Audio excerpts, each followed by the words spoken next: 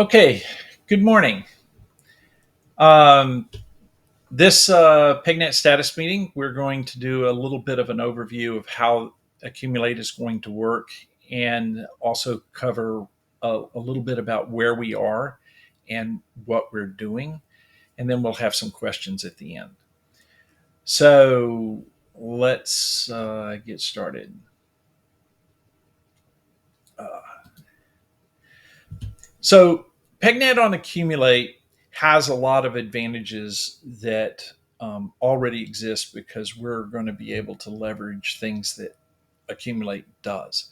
For example, with the tokens and the wallets, the Accumulate issues those assets and handles those assets in the wallets natively without us having to do anything with Accumulate. So one of the problems that we had with the old PegNet on Factum was the wallet was very, very awkward. Here, the wallet is very, very straightforward. Um, the the other big advantage we have over other protocols is the tokens are identified by a URL that represents the token issuance account for that asset.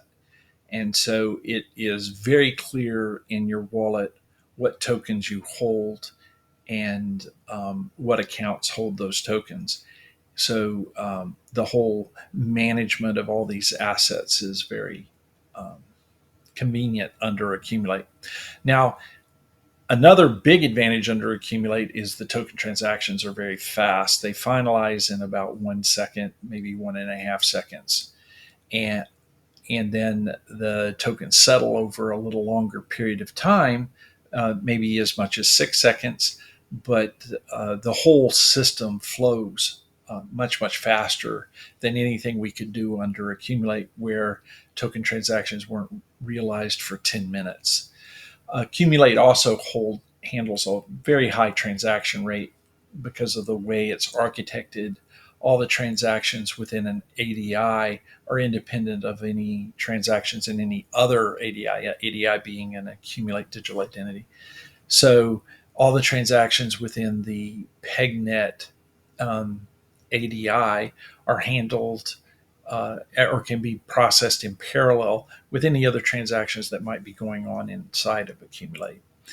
Another huge advantage of running on Accumulate is we get to leverage the multi-sig and the security management of Accumulate. So if you're holding your tokens in your token account, and let's say you've managed to collect a significant amount of USD or pegged Bitcoin or whatever, and you want to move from a single sig to a multi sig, you can simply go to your keybook and add those additional signatures.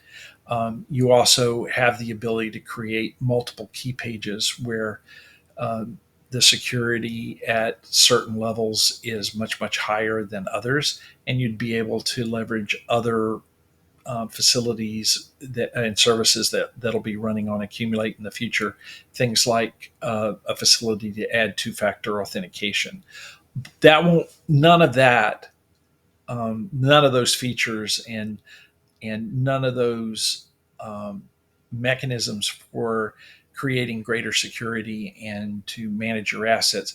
None of that will require us in the PegNet project to do anything. We'll just inherit all that. Another thing that we have already is the liquidity, access to liquidity in markets with Accumulate, because there is already a bridge for Accumulate tokens. So those tokens can go into uh, protocols like Uniswap and Curve.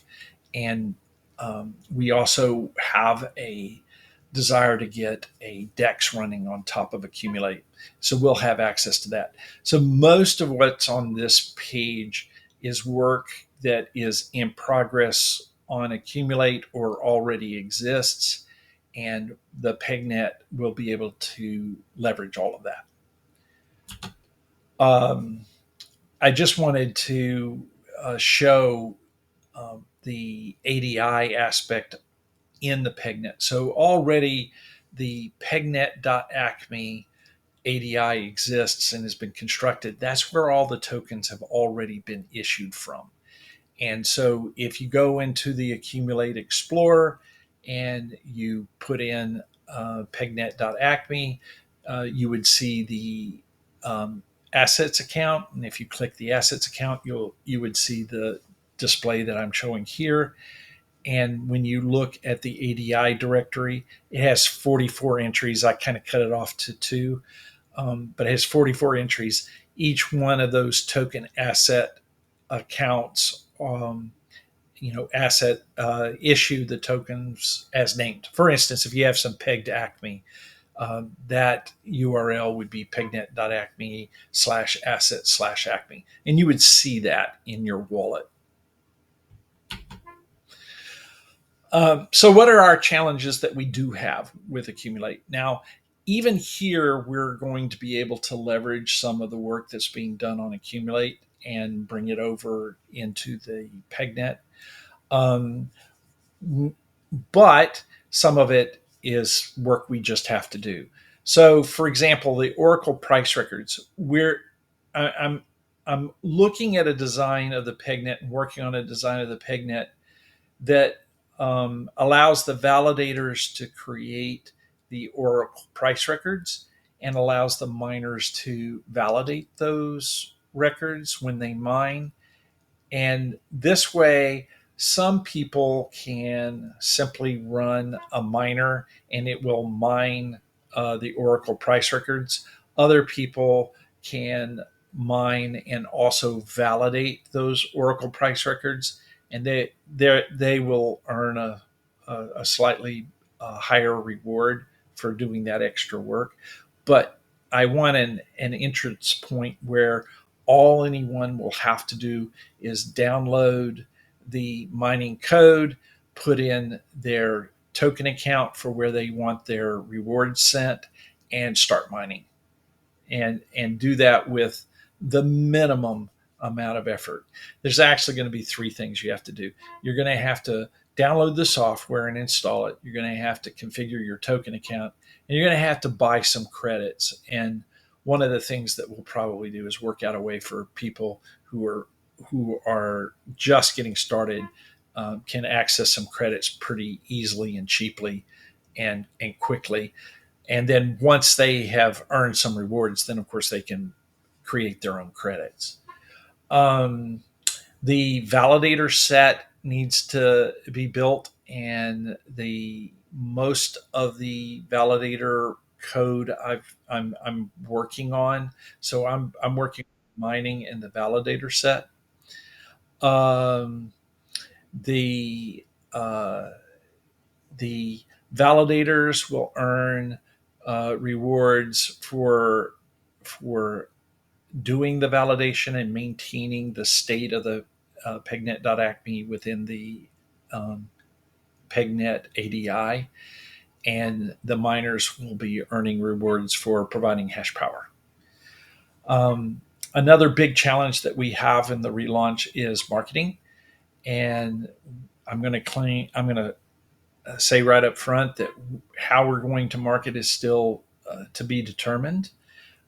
There are resources required for adoption, and markets are required for maintaining the PEG and the PegNet assets. So the full functionality of the PegNet rather depends upon having some reasonably functional markets, and that'll be helped by certainly by accessing distributed exchanges like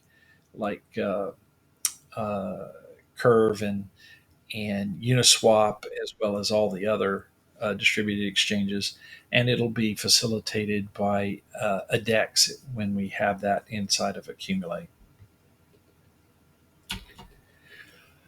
So, at this section, I want to talk a little bit about how we're going to stabilize the pegged values. So we want pegged USD to stabilize as at a dollar value in the real market and create liquidity. And so we're going to discuss that.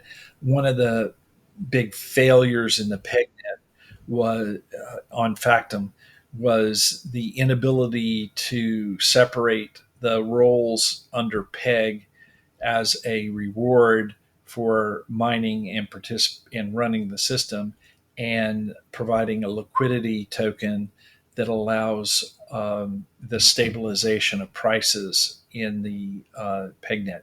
And so in the relaunch of PegNet, we will continue to have Peg, but its role will solely be for um, creating liquidity and arbitrage. And we're going to introduce a mine token that's issued for mining and is issued to people that stake. Um, so the arbitrage idea is that assets that are below peg can be traded against assets that are above peg, and uh, and then that advantage is utilized in the PegNet itself. Now, one of the things that we realized to avoid gaming the market is that assets in the PegNet can't be absolute. There has to be some market representation in those assets, and that's kind of illustrated here in the PegNet as being slightly up if they're up in the market and slightly down if they're down in the market. But we maintain enough difference for everyone to, who is arbitraging to make profits.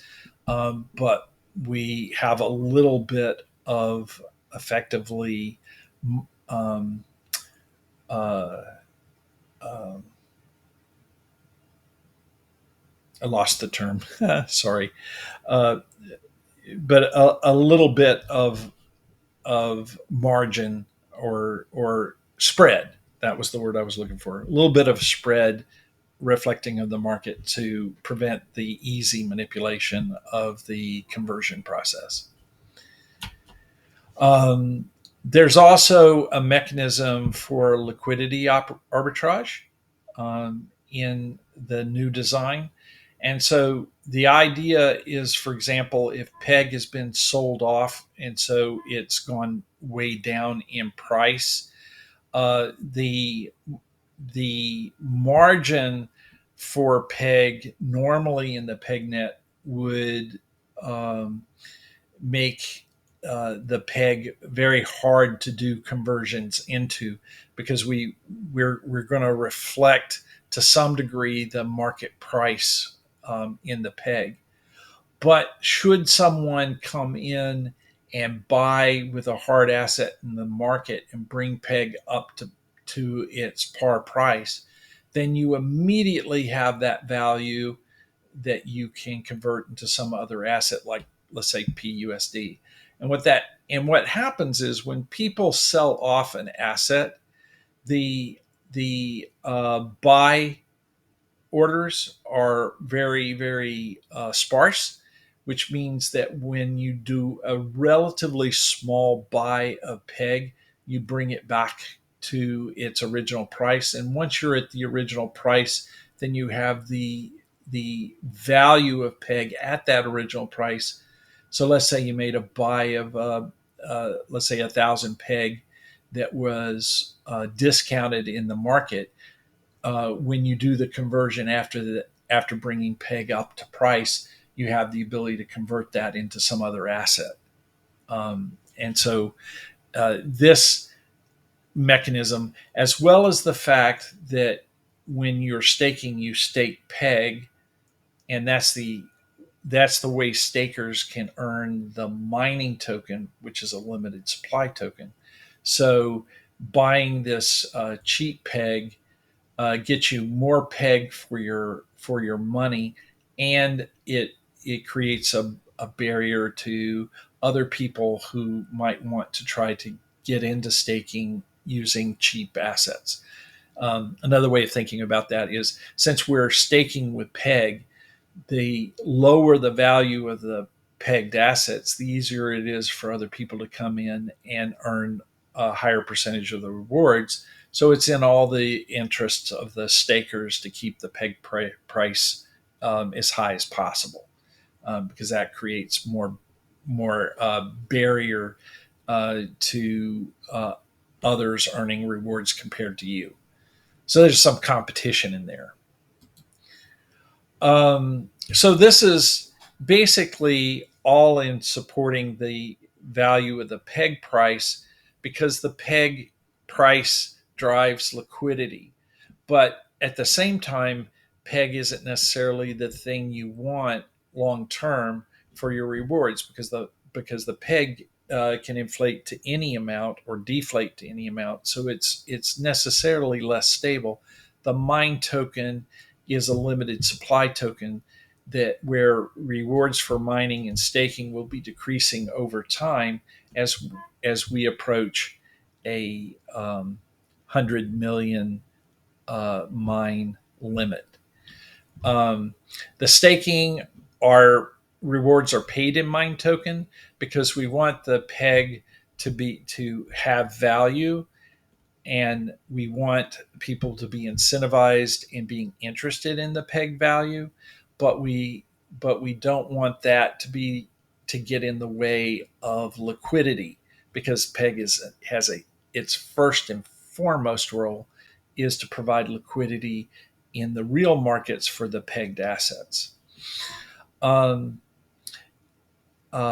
Lastly, we're going to be able to support to get a lot of this done from Accumulate. So all the mining work that I'm doing and all the staking work that's currently being done in Accumulate, all of this is going to be mostly reusable by the PegNet. So we're making progress in all of that. We're going to be deploying the first version of automated staking today to start work on staking for Accumulate. And once that's gone through the whole testing process and whatnot and goes live, then that code will be available for us to use. And as long as we don't mind the rules that are implemented in Accumulate, or we only want to modify them a little bit, we'll be able to reuse the body of this code. Um, okay, now one of the things to talk about in terms of the mining that we are doing, it is all CPU mining. This makes mining inside of the PegNet and mining on Accumulate very, very democratic because CPUs, GPUs, and ASICs all have the same problem in that it is very slow to access a lot of uh, RAM, a lot of DRAM in particular. Um, uh, DRAM requires column row access inside of a large memory array, and it is by its design very, very dense.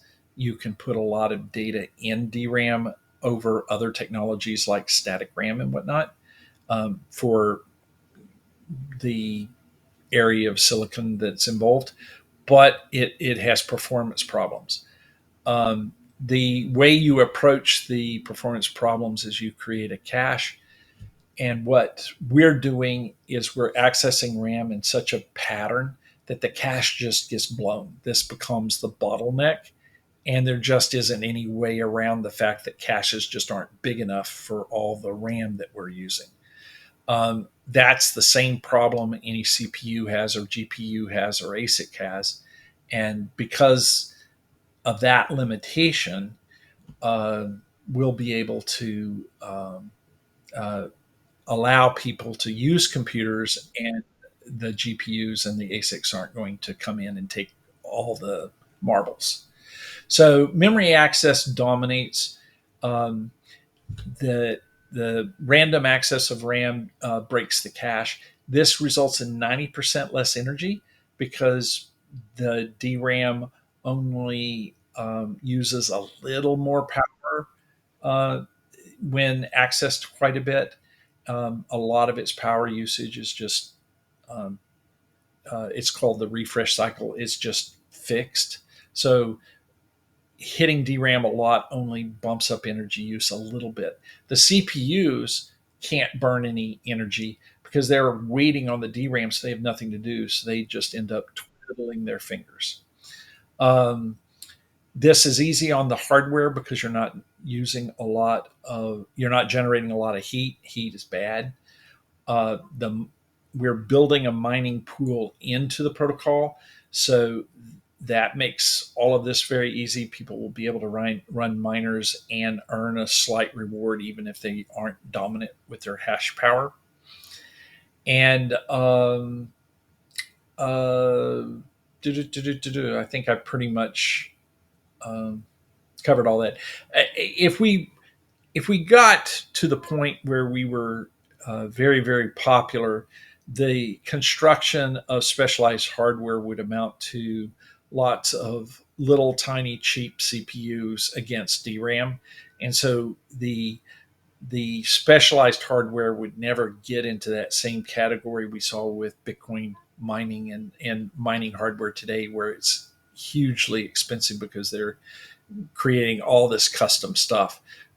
We'd be able to create pretty much open source mining hardware that would be as effective as anything somebody could do by having some sort of really customized and proprietary architecture.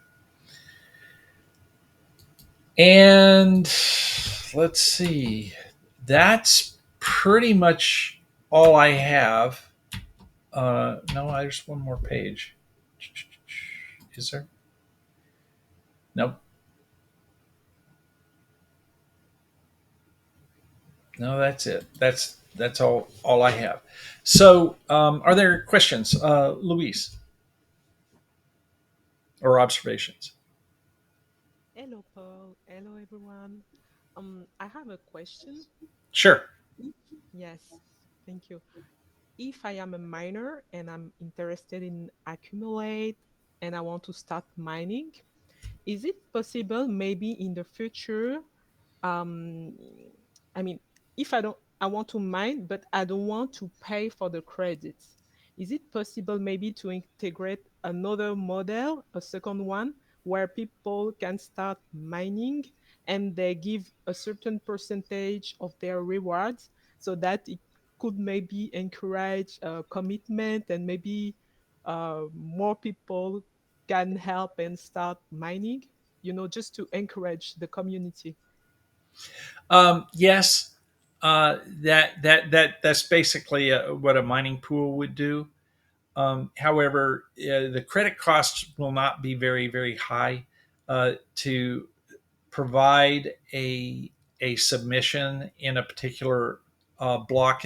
Our blocks are going to be about 10 minutes, and to provide a submission will cost you about a hundredth of a cent, because we're going to be using scratch chains, a hundredth of a cent to submit a entry. So you're talking about pennies a day sort of credit levels, and it's a simple command to create credits from Acme based on the current price. And so um, I kind of think the complexities of mining pools versus the complexity of acquiring some credits. I think it'll probably be easier in the beginning to just ignore mining pools. At some point, though, doing on chain mining pools is a bit complex. And so at some point, we may get to the point where we need a mining pool because there just isn't enough um, room, or it's becoming too expensive to do the bookkeeping for a huge number of participants. But as long as we're, my estimates, as long as we're less than 1,000 or 2,000 miners, I think that the current system will work as pretty much as well as a mining pool. Okay, thank you.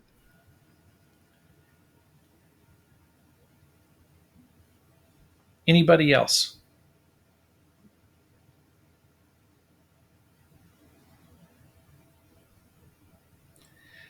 Well, if there are no other questions, I'd like to say that it is rather slow going because of the minimum resources that we have, and we're working on this stuff.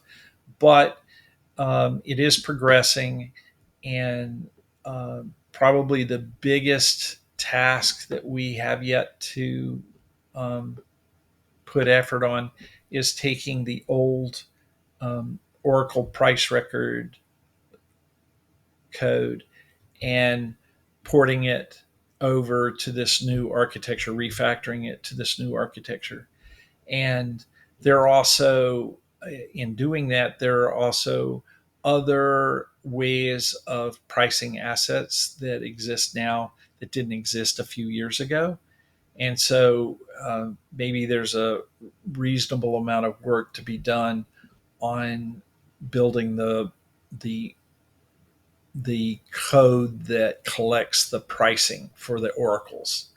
So that'll probably be the bigger thing for us to tackle before we can go completely live with 100% functionality. Everything else, the mining, the staking, the token management, all of that is going to be done within a few weeks. So good progress, but still more to do.